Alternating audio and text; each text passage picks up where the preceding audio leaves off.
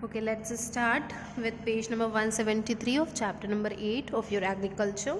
Previously, we have read about Green Revolution, and in it, which it was the invention of new hybrid seeds, better fertilizers, and all things were done. Now, what other measures can be taken to improve the agriculture of our country, to improve the, we can say, the situations or conditions of the farmers we can brought out or bring in action to help. Okay, efforts are still on to bring about improvements in this vital sector. Vital means it is a very important sector for our country, which is totally based on the agriculture. So many measures are taken. So first is, the government is encouraging increased food production by providing price assurance to farmers and extending to them better secured credit facilities. Means many farmers are given loan every year. They are given loan for irrigation, better seeds, pesticides, fertilizers, as well as the things which are related to agriculture are given subsidy. Subsidy means they price, whichever the price amount it has, some of the price the government pays and some of the price only the farmers have to pay. So their price is lowered down to be easily available for all the farmers. Then farmers suffer huge losses when there are bumper harvest, especially of perishable commodities. Bumper मतलब इतना ज़्यादा amount में उन्होंने cultivate कर लिया. As for an example we can take potatoes इतना ज़्यादा harvest कर लिया है कि उनको loss हो रहा है. Why? Because there is less demand in comparison to the produce. और फिर उसको स्टोर कहाँ करें, कैसे सेल करें, उनका जो प्राइस है वो उसको कम प्राइस पे उन्हें सेल करना पड़ेगा. सो फार्मर बियर द लॉसेस. तो इसके लिए उनको क्या करना है, मॉडर्न इंफ्रास्ट्रक्चर बनाने हैं, कोल्ड स्टोरेज है ना. तो that is being build by government और some private sectors and well maintenance of these to be safely kept and the transport है ना, जहाँ पे उन्होंने प्रोड्यूस किया है वहाँ से ट्रांसपोर्ट फैसिलिटी अवेलेबल कराएंगे सो that they can sell through out the country. These all things are being done. Next is with the initiation of multi-purpose river valley project. Multi-purpose river valley project we have already seen in previous chapter, that were dams.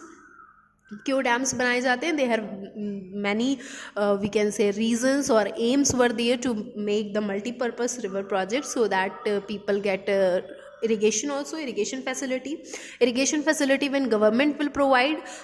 जब farmers हैं उनको अपना tube wells नहीं लगाना पड़ेगा. अपना tube wells नहीं लगाएंगे तो cost of that irrigation is lowered down, है ना. Next is where there are no underground water available for farmers, the canals irrigation is very better and cheap. Next, in monsoon season canals will have more water so they don't need to take out underground water. Next is farmers now have access to easy loan facilities and receive subsidies for a procurement of essential inputs like HYV, that is high yielding variety seeds, fertilizers and pesticides so that they get increase in their profits.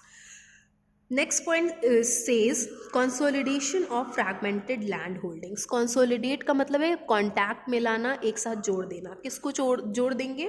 Fragmented, जो छोटे छोटे land holdings हैं, छोटे छोटे farmers हैं, उनको एक साथ में लाना, उनकी यूनिटी क्रिएट करना सो दैट कि छोटे जो लैंड होल्डिंग्स हैं वो बड़े बन जाएं. क्योंकि छोटे लैंड होल्डिंग्स में मॉडर्न ट्रैक्टर्स मशीनरीज को इम्प्लीमेंट कराना, उससे वर्क कराना थोड़ा डिफ़िकल्ट होता है. बट वो जब बिगर लैंड हो जाएगी, many farmers will work together, they can join their amount also, money भी एक साथ इंक्लूड कर पाएंगे so they can afford everything a better like irrigation facilities, fertilizers, pesticides, they can do together so that unity is strength, है ना. Unity is strength, so cost of production, labor also reduces. Next is cooperative farming is being encouraged. Cooperative farming में क्या है कि सब चीज़ एक, जिसके पास मान लीजिए कोई एक फार्मर है, उसके पास ट्रैक्टर है, दूसरे के पास में जो भी सीड्स अच्छे हैं या डिफरेंट मशीनरीज हैं वो जो भी यूज़ करते हैं, तो वो they can share everything among themselves and they should help each other, है ना, इस तरीके से कोऑपरेटिव फार्मिंग करेंगे, देन दे विल अंडरस्टैंड कि जो फार्मर एक क्रॉप कल्टीवेट कर रहा है तो दूसरा वाला फार्मर दूसरी तरह की क्रॉप कल्टीवेट करे. सो कोऑपरेशन रहेगा, अंडरस्टैंडिंग रहेगी, they will have friendly relation, तभी पता चलेगा ये बात. अब अगर जो है ये सब कॉन्टैक्ट नहीं है, कम्युनिकेशन नहीं है, तो वो एक दूसरे से कम्युनिकेट नहीं करेंगे तो वो सारे एक ही क्रॉप को कल्टीवेट करेंगे, देन अगेन बम्पर हार्वेस्ट होगा और उनका लॉस होगा. So there should be cooperation among them. And last point says farmers are being educated in better and modern scientific methods, as there are many courses and degrees available for their knowledge, ताकि उनके जो family members हैं या कोई भी ऐसा person है जिसको एग्रीकल्चर के स्टडीज़ में इंटरेस्ट हो तो वो ऐसे पढ़े, so that they know the correct information, they should have correct knowledge about this agriculture processes, है ना, साइंटिफिक मेथड्स एंड इम्प्लीमेंट्स और machineries what are being developed, so they know how to use them and utilize them for their increase in the profit. Next is India's 5-year plans have improved the agriculture sector and the country has become self-sufficient in essential food crops such as rice, wheat and millets. जो सबसे basic है, staple है ना, staple crops में जो increment हुआ है last years में वो काफ़ी ज़्यादा अच्छा हो रहा है, ग्रोथ इज़ देयर. ठीक है. High priority has been given to agriculture and rural development. ज़्यादा से ज़्यादा जो विलेजेस के एरिया हैं गवर्नमेंट 5 ईयर्स के प्लान बनाती है कि इन 5 ईयर्स में उनको कंप्लीट करना है, तो वो जो इनिशिएटिव गवर्नमेंट ने लिए हैं those are being carried on and they have progressed so much. Next is emphasis should now be on the importance. अब जो है एट प्रेजेंट, है ना, एट प्रेजेंट हम क्या कर सकते हैं, तो हमें सबसे ज़्यादा एम्फोसिस देना है किस पे, सस्टेनेबल एग्रीकल्चर प्रैक्टिसेस. सस्टेनेबल मतलब जो लॉन्ग लास्टिंग हो, ऐसे जो है एग्रीकल्चर प्रैक्टिसेस जो लोगों को हार्म ना पहुंचाएं. जैसे स्लैश एंड बर्न एग्रीकल्चर को बंद कर दिया गया है because it creates a lot of pollution and it harms the soil also. So इस तरीके से जो practices हैं उनको increase करना है, जो practices अच्छी हैं और जो practices ख़राब हैं उनको बंद करना है. ठीक है. Combination of resource efficient methods, जैसे many farmers are advised to have their organic manure. Organic manure जो भी वेजिटेबल का वेस्ट निकलता है, animal dung is there, human waste is there, to store it and make it in the organic manure. इस तरह से उनको aware कराना है फार्मर्स को और उनको कैसे इसको यूटिलाइज करना है वो सब सिखाना है, so that they get the profit more और उनका जो एक्सपेंडिचर है वो कम हो जाए. Okay. So these are the measures which are being going on as well as they are practiced since many years. Next we continue to food crops. Food crops में क्या क्या आते हैं आपके, rice, wheat, millets and pulses. तो सबसे main basic जो यहाँ पे सीरियल्स हैं, ठीक है, तो वो सब आपके इनके बारे में एक एक करके पढ़ना है और फिर इनके जो इम्पोर्टेंट टर्म्स हैं वो हमें याद रखने हैं. तो सीरियल्स हैं, व्हाट आर सीरियल्स, तो they are mainly the edible seeds. ऐसे प्लांट जिनसे सीड्स निकलते हैं या ग्रेन्स निकलते हैं और उनको हम खा सकते हैं किसी ना किसी फॉर्म में, those are called as cereals. जो मोस्ट कॉमन है, underline it, rice, wheat, maize, corn, barley, rye, oats, millets and sorghum. ठीक है. जो बेसिक डाइट है since the humans have evolved, है ना, सिंस द एंशिएंट टाइम्स, यही जो है we are consuming as a basic food every day. So that's why these all are referred as staff of life. Starting with rice from the next page. Rice is considered the oldest cultivated cereal in the world, but no one knows when and where rice cultivation originated. पता नहीं है, फिर भी कुछ assumptions लगाए जा रहे हैं और उस assumption से पता चला कि wild में मिला था और उसको gather करके खाया गया. कहाँ पे मिला था वाइल्ड में, साउथ ईस्ट एशिया में मिला था. कहाँ पे? थाउजेंड्स ऑफ ईयर्स एगो साउथ ईस्ट एशिया में मिला था. And archaeologist have found evidence that people cultivated rice. और उसके बाद जब उन्होंने उसको कंज्यूम किया, they would have felt better, उन्हें एनर्जी लगी होगी, they got have nutrients and all these things have carried on and they started cultivating in 5000 BC in South China, Northern Thailand, Laos and Vietnam. All these Asian countries have started cultivating और ये proof भी हो चुका है. The use of rice spread northwards to the east rest of the China. Northward बढ़ने लगा, फिर Japan and Korea में भी बढ़ने लगा and then westwards through India में भी एक्सपैंड हो गया और साउथवर्ड्स इंडोनेशिया में भी एक्सपैंड हो गया. सो ये एक हिस्ट्री है छोटी सी, हमें याद रखनी है कि कहाँ पे मिला था वाइल्ड में, साउथ ईस्ट एशिया में thousands of years ago. This you have to remember. And then we will move to our next paragraph. Rice is a staple food of millions of people in India. It is widely grown from Kanyakumari, जो कि एकदम south में है आपके, और कश्मीर में north में. मतलब throughout the country it is being cultivated as well as eaten also. Consume भी करते हैं और साथ में कल्टिवेट भी करते हैं. अब ये कैसी क्रॉप है ये याद रखेंगे, खारिफ क्रॉप है. खारिफ क्रॉप का मतलब क्या होता है? जब आप उसको मानसून सीजन में सो करते हैं and we harvest it in the starting of the months, that is January, February और मार्च में उसको हार्वेस्ट करते हैं. It can be grown throughout the year in the warm climate, but irrigation जो है available होना चाहिए, तभी हम इसको जो है कल्टिवेट कर सकते हैं थ्रू आउट द ईयर, क्योंकि इसको इरिगेशन जो क्वांटिटी है it requires a high amount of water for irrigation. Now what is India? India is the second largest producer of rice in the world after China. First is China, second is India. Next is geographical requirement. These are very important. You have to remember it. Temperature, कितना temperature होना चाहिए? 22 to 32 degree Celsius. और mean अगर temperature की बात करें तो 24 degree annual temperature है.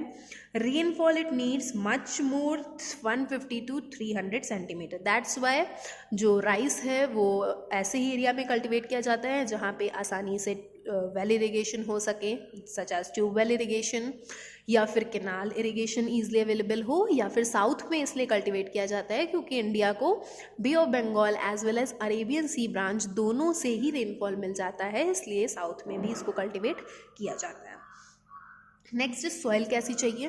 तो soil should be fertile alluvial soil. Alluvial soil is the best type of soil as we already know. Friable loam होना चाहिए. लोम का मतलब क्या होता है? ऐसी मिट्टी जिसमें आपका ह्यूमस ज़्यादा से ज़्यादा प्रेजेंट हो, ठीक है, and it is very porous, ठीक है, इस तरीके की soil with clay like impervious subsoil. क्यों क्ले लाइक होनी चाहिए? Because it should not allow water to percolate, क्योंकि वाटर स्टोर रहता है. जो भी फार्मिंग करी जाती है राइस की, उसमें वाटर को स्टोर रखना होता है फील्ड्स में, इसलिए क्ले लाइक सब सॉइल होनी चाहिए. which does not allow water to percolate.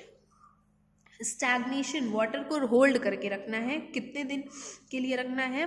तो it should be throughout the period of we can say cultivation and growth, ठीक है, और 5 to 10 सेंटीमीटर स्टैंडिंग वाटर होना चाहिए ग्रोथ के टाइम पे.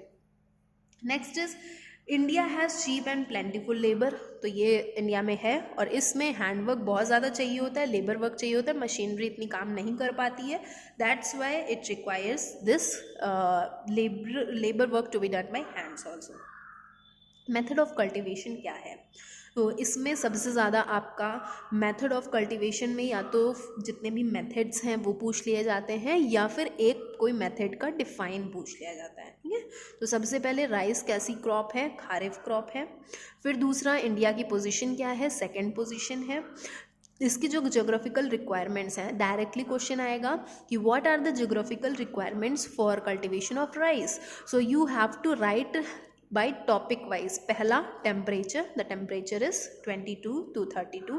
फिर rainfall 150 to 300 and soil alluvial soil with clay like nature and friable loams, you can also add it there. फिर जो है आपका अगर ये सोइंग ऑफ सीड जो भी मेथड है, तो इसमें से जो है डिफरेंट मेथड्स के डिफाइन पूछ लिए जाएंगे. कल्टीवेशन का जो प्रोसेस है वो पूछ लिया जाता है, बट ये कल्टीवेशन का प्रोसेस थोड़ा कम पूछा जाता है. सोइंग ऑफ सीड्स में डिफाइन ज़्यादा पूछे जाते हैं. तो ज्योग्राफिकल रिक्वायरमेंट जब भी आएगा तो आपको 3 पॉइंट याद रखने, क्या बोलना है हमें, टेम्परेचर लिखना रहेगा, रेनफॉल लिखना रहेगा और सॉइल का टाइप लिखना रहेगा। इस सारे ही क्रॉप्स में आपको ये 3 चीज़ें याद रखनी है, ठीक है। तो एक लास्ट में चैप्टर के चार्ट दिया हुआ है, उससे कंपेयर करके अगर याद करेंगे तो ज़्यादा बेटर होगा। तो फर्स्ट कल्टीवेशन क्या है, कल्टीवेशन आपका है प्लांटेशन फार्मिंग। कैसा प्लांटेशन फार्मिंग, छोटे छोटे नर्सरीज में छोटे छोटे सीड्स को सो करके प्लांट्स बना लिए जाते हैं और वो प्लांट्स उठा करके फील्ड में सो कर दिए जाते हैं। प्लांट्स को ही डायरेक्ट लगाया जाता है फील्ड्स में, और उस टाइम पे जब प्लांट को लगाया जा रहा होता है फील्ड्स में, उस टाइम पे भी फील्ड्स में पानी भरा रहता है। So this is a method of sowing. और ट्रांसप्लांटेशन मेथड भी कह सकते हो, यहाँ पे ट्रांसप्लांटेशन मेथड होता है। तो this term you have to remember कि जो राइस है वो ट्रांसप्लांटेशन मेथड से कल्टिवेट किया जाता है। So a well prepared and leveled field gives uniform healthy crop that can compete with weeds, use less water and give higher yields at a lower cost. Plowing of fields does not begin until after the first heavy showers of rain. जब तक कि बहुत अच्छे से बारिश नहीं हो जाती तब तक प्लविंग नहीं करते हैं, और जब बारिश हो जाती है पानी भर जाता है उसके बाद प्लविंग कर देते हैं। प्लविंग का मतलब मिट्टी को ढीला कर देते हैं ताकि उसमें आसानी से प्लांट्स वगैरह लगा सकें। फिर well constructed bunds retain the rain water in the fields as stagnant water is good for the rice plants. Bunds मतलब किनारी बना देते हैं, किनारी बना देंगे so that water does not flow out from the field, ठीक है। फील्ड में पानी को रोक के रखना है, स्टैगनेंट वाटर, और फिर उसी में सीड्स को प्लांट्स को लगाना है, ठीक है। पहले इनिशियली ऐसा नहीं होता था है। प्लांटेशन जब हम लोगों ने एग्रीकल्चर पढ़ा था उसमें मैंने आपको बताया ना कि टाइम कॉस्ट ये सब बचता है, तो उसमें अब ये मेथड शुरू हुआ है। पहले ऐसा नहीं होता था, तो उसके कुछ मेथड्स दिए हुए हैं यहाँ पे सोइंग ऑफ सीड्स के। पहला है ब्रॉडकास्टिंग। ब्रॉडकास्टिंग में क्या करना है, रैंडमली ऐसे ही सीड्स को थ्रो कर दिया गया, और इसमें क्या है आपका टाइम बच गया, लेबर बच गया, कि कोई भी पर्सन जो है जा करके सीड्स को ऐसे ही थ्रो कर देगा फील्ड में, और जहाँ पे भी सीड्स पड़े वहाँ पे कल्टीवेशन होने लगा, जहाँ नहीं सीड पड़े वहाँ कल्टीवेशन नहीं हुआ। इसमें बहुत सारे सीड्स का वेस्टेज भी होता है, क्योंकि सीड्स सारे कोई ज़रूरी नहीं है कि इस मेथड में ब्रॉडकास्टिंग में जर्मिनेट ही कर जाए। फिर आते हैं डिबलिंग में। डिबलिंग में क्या है, लाइन सोइंग। एक एक लाइन के बाद में एक लाइन मतलब लाइन बना ली गई, उसमें कुछ थोड़ी थोड़ी दूरी पे सीड्स को सो कर दिया जाता है। तो it is a time consuming as well as labour work is also required, ठीक है। छोटे छोटे से जो सीड्स हैं उनको इंसर्ट करा जाता है, कुछ थोड़े से होल पे, कुछ थोड़ी थोड़ी दूरी पे, और फिर उस होल को बंद कर दिया जाता है। इससे जो है सीड्स का वेस्टेज तो नहीं होता है, बट टाइम बहुत कॉस्ट लगता है, टाइम बहुत ज़्यादा लगेगा, लेबर वर्क भी चाहिए। Next is drilling. ड्रिलिंग भी डिबलिंग का ही मेथड है, बट ड्रिलिंग में क्या है कि इसमें जो है आपको अपने हाथों से लेबर वर्क करने की जगह आपको थोड़ा सा मशीनरी की हेल्प मिल जाती है, ठीक है। So it involves the continuous flow of dropping seeds in a straight line in furrows. पहले ही गड्ढे बना लिए गए हैं, ये नहीं कि एट द स्पॉट आप तुरंत होल बना रहे हो फिर सीड रख के फिर उसको कवर कर रहे हैं, ऐसा नहीं होता है। पहले ही छोटे छोटे गड्ढे बना लिए गए हैं फरोज, और फिर उसके बाद में सीड्स उसमें ड्रॉप करके उसको बंद करना रहता है, ये रहता है। तो दिस इज अगेन, ठीक है, आपका जो है लेबर इंटेंसिव है, टाइम कंज्यूमिंग है, और इसमें बाय द टाइम जब आपने फरो बना करके छोड़ा था तो इस तरीके से काफ़ी दिक्कत होती है, ठीक है। तो इस तरीके से इसमें भी ड्रिबलिंग और ड्रिलिंग में कुछ ज़्यादा फर्क नहीं है। Next is transplantation. It is the best method. इसमें क्या करेंगे, sowing of seeds in the beginning of the monsoon in well prepared seed beds in the nurseries. Nurseries में सीड बेड्स बना लिए गए, एक मिट्टी की लेयर बना ली गई है, उसके ऊपर लकड़ी पे मिट्टी की लेयर बना ली गई है या ग्राउंड पे ही बना ली गई है, और फिर उसमें जो है सीड्स को सो कर दिया गया है। बढ़िया इरिगेशन देते रहेंगे। जब प्लांट्स 15 to 20 सेंटीमीटर बड़े हो जाएंगे तो उन प्लांट्स को निकाल करके वहाँ से खूब सारे एक साथ में आके डायरेक्टली फील्ड में लगा देंगे, और वो फील्ड कैसी होनी चाहिए आपकी, पानी से कवर रहेगी, ठीक है।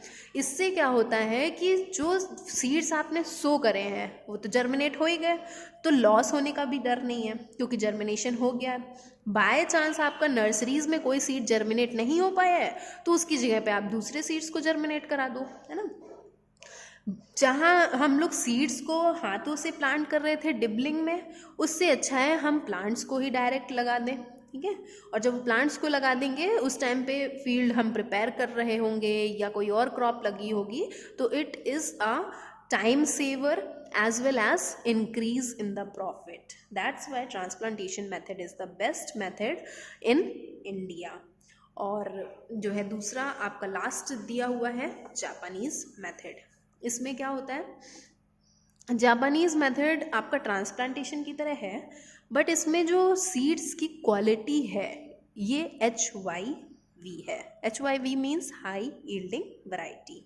और इसमें जो HYV है वो है कौन सा सीड, वो है जापोनिका. जापोनिका राइस को पैडी कहते हैं जब तक वो अपने कवरिंग के अंदर होता है.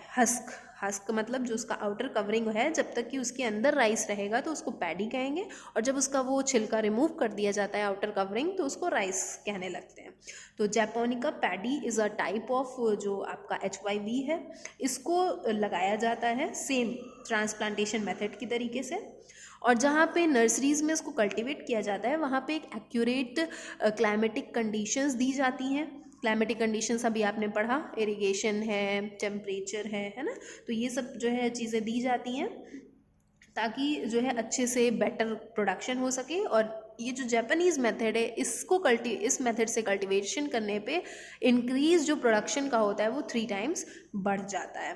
तो this is the best method, ठीक है, best method for growing of seeds, cultivation of rice. So this is our rice complete हो गया यहाँ पे. अब आएंगे प्रोसेसिंग ऑफ राइस. आपने अभी तो पढ़ लिया कि सो कर दिया गया, हार्वेस्ट कर दिया गया है ना. तो हार्वेस्ट किस मंथ्स में करेंगे, तो वो आपके जनवरी, फेब या मार्च जो है मंथ, तब तक की हार्वेस्ट होता रहता है. तो कैसे करना है इसको harvest, so it is done by hand using a sickle and upper part of the stocks along with the grains is cut. जो अपर पार्ट है वो ऊपर का कट कर लिया जाता है और नीचे का जो क्रॉप रह जाती है वो मच सेंटीमीटर, कुछ काफ़ी सेंटीमीटर जो क्रॉप है वो ग्राउंड में ही रह जाती है फील्ड्स में. फिर जो आपने कट किया उसको 3 to 4 days के लिए ड्राई होने के लिए फील्ड में रखेंगे. फिर थ्रेशिंग मीन्स कि उसको वी कैन से काफ़ी ज़ोर से पीट के जो पैडी से राइस के ग्रेन्स को अलग किया जाता है. तो ग्रेन्स को अलग करने के जो मेथड है उसको हम थ्रेशिंग कहेंगे. इसमें प्रोसेस में आपको एक तो पहले करेक्ट ऑर्डर में याद रखना है, ठीक है, और या फिर अगर बाय नेम अगर डिफाइन आता है तो बाय नेम लिखेंगे, और अगर करेक्ट ऑर्डर आता है तो करेक्ट ऑर्डर भी याद रखना है. तो grains are stalks are bundled and these sheaves are then beaten against wooden bars, या फिर कोई वुडन टब हो या कोई वी कैन से स्टोन हो, उस पर बीट किया जाता है और उससे जो हस्क है वो अलग हो जाता है, राइस के ग्रेन्स अलग हो जाते हैं. अभी जो अलग तो हो गए हैं बट वो अलग अलग रखे नहीं हैं. तो अब इससे जो हस्क जो अलग हो गया है उसको हटाना कैसे है राइस से, तो विनोइंग मतलब कि विनोइंग में आपका विन है, ठीक है, विंड.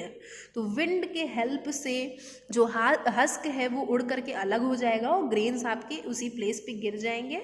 तो इस तरीके से विनोइंग से हस्क और राइस की ग्रेन्स को अलग किया जाता है. Milling is the very important जो स्टेप है, इसको कैसे करेंगे, तो इसमें तो पहले तो राइस और वो विनोइंग में अलग हो गया है. At this time the polishing कह सकते हो आप, पॉलिशिंग करी जाती है ग्रेन्स की. तो it is a crucial step in the post production of rice. After the production, post means after the production, the basic objective of rice milling system is to improve the husk and the bran layers and produce edible rice. तो traditionally wooden mortar use करते थे, heavy पेसल use करते थे, mortar and पेसल जो ओखली होती है आपकी, है ना. बट अब जो पॉलिश की जाती है वो मशीनरी से की जाती है जिसमें ह्यूलर्स एंड रोलर्स होते हैं. And polishing makes the rice glossy and attractive which helps to preserve it. सबसे मेन जो इसका काम है कि आपका प्रिजर्व रहेगा. पहले ग्रेन्स स्टोर अगर करेंगे, कभी भी आप घर पे ख़रीदते हैं राइस वगैरह तो देखते होंगे मम्मी स्टोर करके रखती हैं, तो स्टोर करने के टाइम पे वो ख़राब ना हो, वो पूरा ईयर के लिए स्टोर रहे अच्छे से, इसलिए पॉलिशिंग करना मस्ट हो जाता है.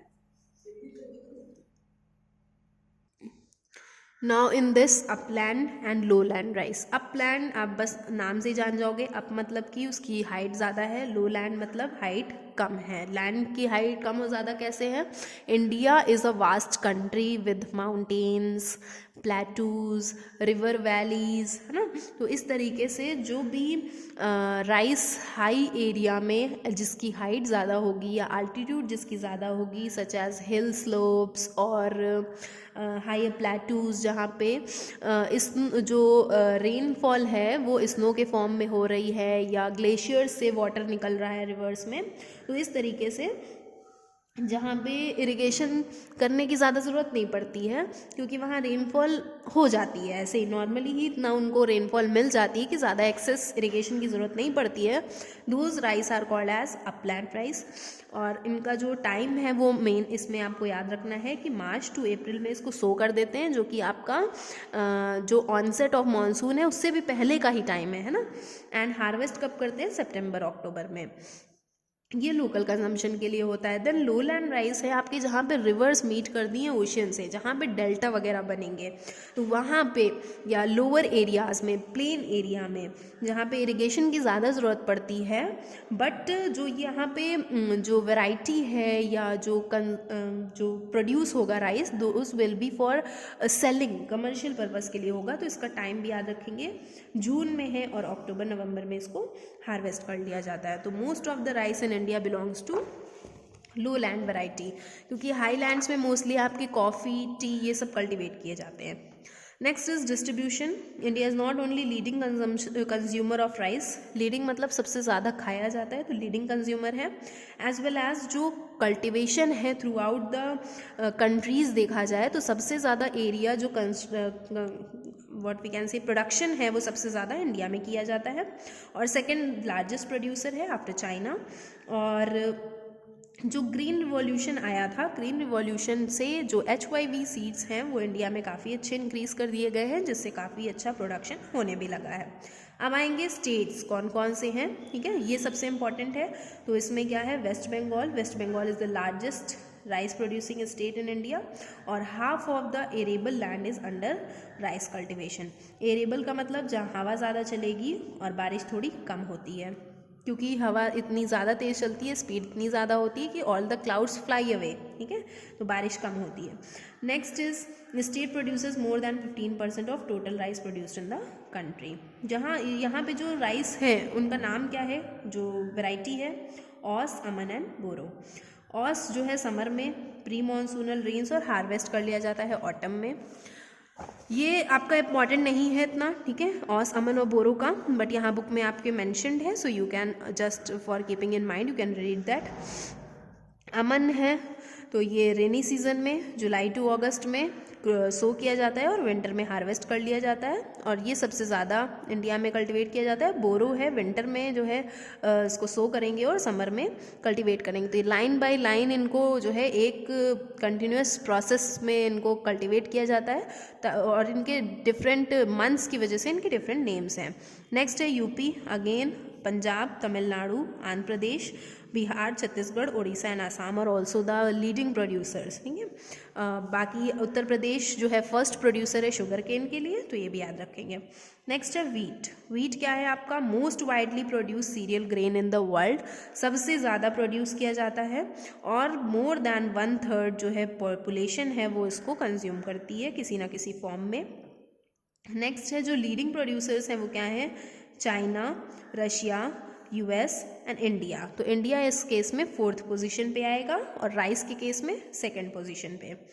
नेक्स्ट इज इंडिया का जो एक्सपोर्ट है ना, एक्सपोर्ट है वो पहला राइस का होता है और दूसरा वीट का होता है। इंडिया एक्सपोर्ट भी बहुत ज़्यादा करती है। नेक्स्ट इज आते हैं कि जो कौन सी वैरायटीज़ हैं वो पाए जाते हैं इंडिया में, तो वो है पहले आपका एस्टिवम एंड ब्रेड, ठीक है।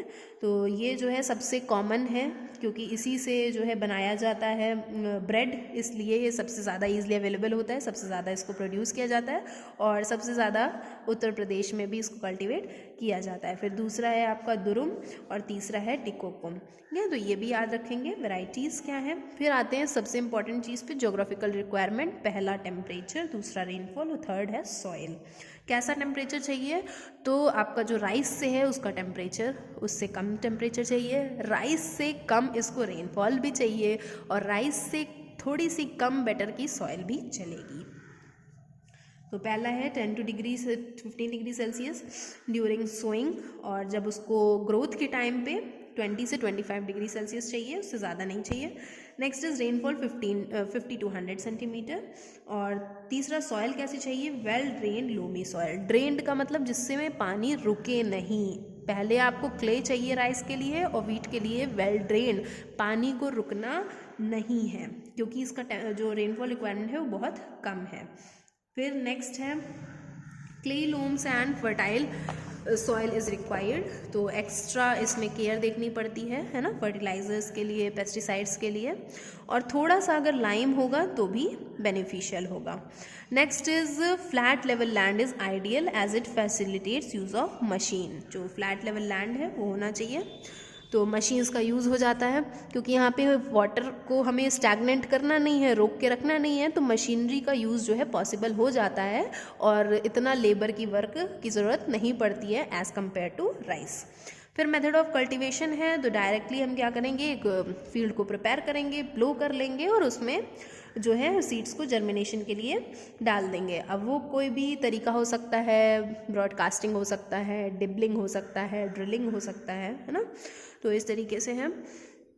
Next is it is sown in October November after the monsoon rains and temperatures are low. Soil moist होती है, ईजिली प्लो हो जाती है और फर्टिलाइज होती है। अब नेक्स्ट है, ये देखिए आपका को तीनों मेथड दिए हुए हैं।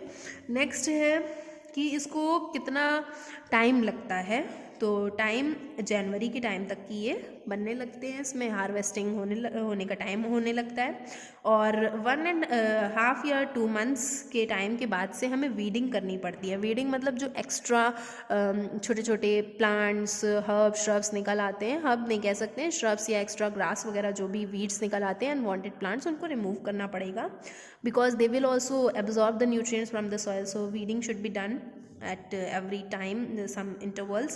Next is हार्वेस्टिंग कब प्रॉपर करी जाती है, बिगनिंग ऑफ द मार्च, क्योंकि एट दैट टाइम हमें जो हार्वेस्ट के टाइम पे अच्छी सी सनशाइन चाहिए। उस टाइम पे तो बिल्कुल भी बारिश नहीं चाहिए, वरना ग्रेन जो पक के बन गए, बढ़िया हार्वेस्ट हो गए हैं वीट के ग्रेन्स, वो ख़राब हो जाते हैं। तो lot of sunshine is required at that time. Next again है आपका सिकल से कट करेंगे, फिर थ्रेशिंग से ग्रेन्स को रिमूव करेंगे, विनोइंग से ग्रेन को अलग और राइस को वीट को अलग करेंगे, और उसके बाद में इसको सेल कर देंगे। कंसर्न सबसे ज़्यादा इसमें हमें बचा के क्या रखना है, तो वीट एक ऐसा प्लांट है जिसको बहुत जल्दी डिसीजेज हो जाते हैं, so we should add extra fertilisers, pesticides, ये सब ज़्यादा ध्यान देना होता है। वीड्स को टाइम टू टाइम रिमूव करना रहेगा, ठीक है। अब आते हैं जो डिसीज़ है उसका नाम क्या है, क्योंकि इस तरह डायरेक्ट क्वेश्चन पूछा जाता है कि येलो रस्ट जो है वो कौन से प्लांट का डिसीज़ है, या जो वीट है उसके प्लांट के डिसीज़ का नाम क्या है। So this is yellow rust, ठीक है। ये पाउडरी मिल्डू और एफिड्स और टर्माइट्स इसमें बहुत जल्दी हो जाते हैं, सो इनको हमें ध्यान देना पड़ेगा। Next is high production of wheat crop however comes with the down side. कैसे हम जो है इसको ज़्यादा प्रोड्यूस नहीं कर पाते हैं, इसका एक जो ड्रॉबैक है वो क्या है कि wheat being a water intensive crop has been responsible for degradation in the ground water table. हालांकि इसको इरिगेशन उतना नहीं चाहिए, फिर भी इसको इरिगेशन चाहिए, क्योंकि इंडिया में जो मानसून है वो अनप्रडिक्टेबल है। मान लीजिए क्रॉप को सो तो कर दिया गया, बट उस टाइम पर रेनफॉल नहीं हुई, तो इरिगेशन करना पड़ेगा, ठीक है। इंडिया का जो डिमांड है वो भी बहुत ज़्यादा है वीट के टर्म्स में, तो इसमें जो है ज़्यादा से ज़्यादा इरिगेशन की भी ज़रूरत पड़ती है, एक्स्ट्रा फर्टिलाइजर्स और पेस्टिसाइड की भी फर्स्ट ऑफ ऑल वो भी बहुत ज़रूरत पड़ती है। तो इसमें जो इन्वेस्टमेंट है वो फार्मर का ज़्यादा लगता है, इसलिए इसका एक ये डिसएडवांटेज है। और lastly Indian government has been taking proactive steps to ensure that farmers do not have to bear the brunt in case of sharp fall in the selling price of the crops. कभी कभी ऐसा होता है कि इतना ज़्यादा wheat cultivate हो गया है, उसको स्टोर करने की पॉसिबिलिटी नहीं है, तो जो भी जो ग्रेन है वो गवर्नमेंट परचेज कर लेती है और फिर वो दूसरे कंट्री में एक्सपोर्ट करती है, तो ये गवर्नमेंट करती है। बाकी अगर देखा जाए तो फार्मर्स कहाँ सेल करने जाएंगे, है ना, तो ये भी एक प्रॉब्लम होती है। नेक्स्ट है डिस्ट्रीब्यूशन। तो फर्स्ट जो है टॉप है वो कौन है, उत्तर प्रदेश, ठीक है। इंडिया में। उसके बाद सेकंड पे है पंजाब और थर्ड पे है मध्य प्रदेश। तो ये 3 हम लोग को याद रखने हैं। और जो और भी स्टेट्स हैं आपके, जैसे Maharashtra, Gujarat, Bihar, Rajasthan, Andhra Pradesh, they are also increasing the production of wheat, ये भी है। तो नेक्स्ट आते हैं मिलेट्स पे। मिलेट्स क्या होते हैं? मिलेट्स होते हैं वीट और राइस के अलावा जितने भी ग्रेन्स, ठीक है, जिसको आप हिंदी में सुनते होगे मोटा अनाज, है ना, तो वो सब होते हैं मिलेट्स, जैसे कि ज्वार, बाजरा, रागी। तो ये इंग्लिश में इनके जो आपके नेम्स हैं वो क्या हैं? पर्ल मिलेट बाजरा को कहेंगे, सोरगम किसको कहेंगे? ज्वार को, और फिंगर मिलेट कहेंगे रागी को। इस तरह के जो छोटे छोटे अलग से ग्रेन्स हैं उनको हम मिलेट्स कहेंगे, और इनको जो है कल्टीवेट किया जाता है। अब इनको क्यों कल्टीवेट किया जाता है ये पूछा जाता है, ठीक है। ये नहीं पूछा जाता है कि इनकी रिक्वायरमेंट्स क्या हैं, इसमें डायरेक्टली ये पूछ लिया जाता है कि why they are called as dry crops या वाई आर दे कल्टिवेटेड। तो फर्स्ट ऑफ ऑल तो जो है ये भी एक मेन ईटिंग के लिए एडिबल क्रॉप है ना, तो इसलिए कल्टीवेट कर लिया जाता है। दूसरा, ये बहुत ज़्यादा सेलिंग के पर्पज़ से, एक्सपोर्ट के पर्पज़ से नहीं कल्टीवेट किया जाता है, तो ये फूड क्रॉप है, ठीक है। तीसरा, ये ड्राई क्रॉप्स क्यों कहलाते हैं? बिकॉज इनको ज़्यादा इरिगेशन की ज़रूरत नहीं पड़ती है और दे आर ईजिली कल्टिवेबल, ठीक है। ये जो है ड्रॉट को सह सकते हैं। ड्रॉट को मतलब इनको अगर बिल्कुल भी इरिगेशन ना दिया जाए तब भी ये कल्टिवेट हो जाएंगे, हार्वेस्ट हो जाएंगे।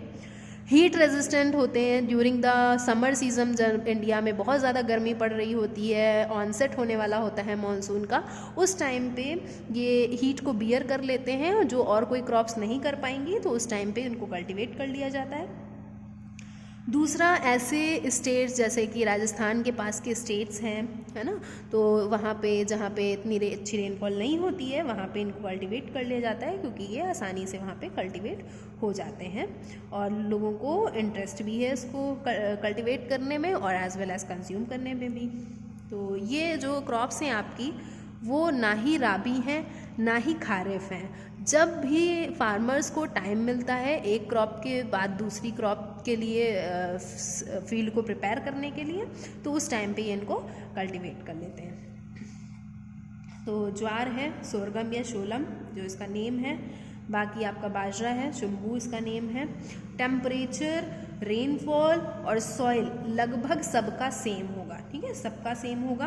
तो ये आपको 27 to 32 रेनफॉल, बहुत ज़्यादा रेनफॉल नहीं चाहिए, जहाँ पर रेनफॉल हो जाती है तो उतने रेनफॉल में वो अपना सस्टेन कर लेता है। सॉइल कैसी चाहिए? Dry sandy soil as well as clayey loam, कैसी भी चलेगी, है ना।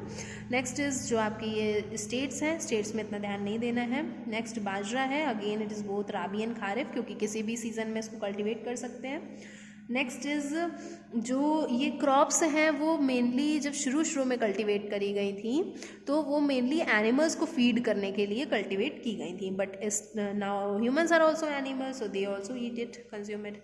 फिर 20 to 30 डिग्री सेल्सियस टेम्परेचर है, 50 to 100 सेंटीमीटर रेनफॉल है। Bajra can be grown in the black cotton soil, है ना। ब्लैक कॉटन सॉइल हम लोगों ने पढ़ा था, पेनिनसुलर जो आपका डेक्कन प्लेटू है वहाँ पे मिलती है, तो इसमें जो है हमें देखने को ये मिल जाता है और सैंडी लोम सॉइल में भी अच्छे से कल्टीवेट हो जाता है। अगेन जो आपका राजस्थान के पास का है, गुजरात, महाराष्ट्र, है ना, इन सब एरिया में इसको कल्टीवेट किया जाता है। रागी हैज़ अ डिफरेंट नेम, नचनी, ठीक है। तो ये भी पूछा गया है पहले कि ये जो नेम्स हैं, है ना, जैसे नचनी का नाम क्या है, रागी है, या रागी का दूसरा नाम क्या है, तो इस तरीके से आपको नाम याद रखने रहेंगे, ये सबसे इम्पॉर्टेंट है। नेक्स्ट टेम्परेचर 27 to 32, 50 to 100, और वैरायटी ऑफ सॉइल, किसी भी सॉइल में ये कल्टीवेट किया जा सकता है। Next is pulses. Why are pulses cultivated? First of all, है ना, तो पल्सेस तो डिमांड में है क्योंकि प्रोटीन मिलता है इससे, है ना, so rich source of protein for our body, that's why pulses are in demand. अब डिमांड है बट जो प्रोड्यूस कर रहा है उसका भी तो कोई प्रॉफिट होना चाहिए, वरना प्रोड्यूस क्यों करेगा, है ना। तो प्रोड्यूस फार्मर्स इसलिए करेंगे because pulses are the ones who which are leguminous crops, leguminous crops. Leguminous crops have nitrogen fixing bacteria in their roots, and those bacteria help the soil to retain its fertility. Retain means फिर से fertile कर देना। फिर से fertile कैसे कर देगी? Because जो नाइट्रोजन फिक्सिंग बैक्टीरिया हैं वो एटमॉस्फियर से नाइट्रोजन को लेंगे, ट्रैप करेंगे और उसको सॉइल के साथ में बाउंड कर देंगे। सॉइल के पार्टिकल्स में जब वो बाउंड है, जब हम पल्सेस को कल्टीवेट करके हार्वेस्ट कर लेंगे तो उसके बाद जब दूसरी क्रॉप को कल्टीवेट करेंगे तो वो जो नाइट्रोजन बाउंड थे वो दूसरी क्रॉप के लिए यूटिलाइज हो जाएगा। So pulses are in demand for humans such as consumers as well as farmers to cultivate। तो ये क्वेश्चन डायरेक्ट पूछ लिया जाता है, ठीक है, why are pulses cultivated? So those are the leguminous crops, और आपका ये पूरा यहाँ पे दिया हुआ है, इसको रीड करेंगे। और इनका दूसरा नाम है रोटेशन क्रॉप्स। रोटेशन क्रॉप्स का मतलब एक क्रॉप कल्टीवेट कर ली, फिर बीच में पल्सेस को कल्टीवेट किया ताकि सॉइल की फर्टिलिटी फिर से अच्छी हो जाए, और फिर उसके बाद में दूसरी क्रॉप कल्टीवेट करिए। इस तरीके से रोटेशन करके पल्सेस को कल्टीवेट किया जाता है। अगेन इनकी कोई बहुत ज़्यादा डिमांड नहीं होती है, मिलेट्स की तरह होते हैं, ठीक है। टेम्परेचर चलेगा इनको कैसा भी, ठीक है, 20 to 25। देन रेनफॉल भी बहुत ज़्यादा नहीं चाहिए, और सॉइल में भी किसी भी तरह की सॉइल में कल्टीवेट हो जाते हैं। So that's why they are also cultivated throughout the India. Next is Madhya Pradesh is the India's largest pulse producing state, और कितना है? About 23% of total of India.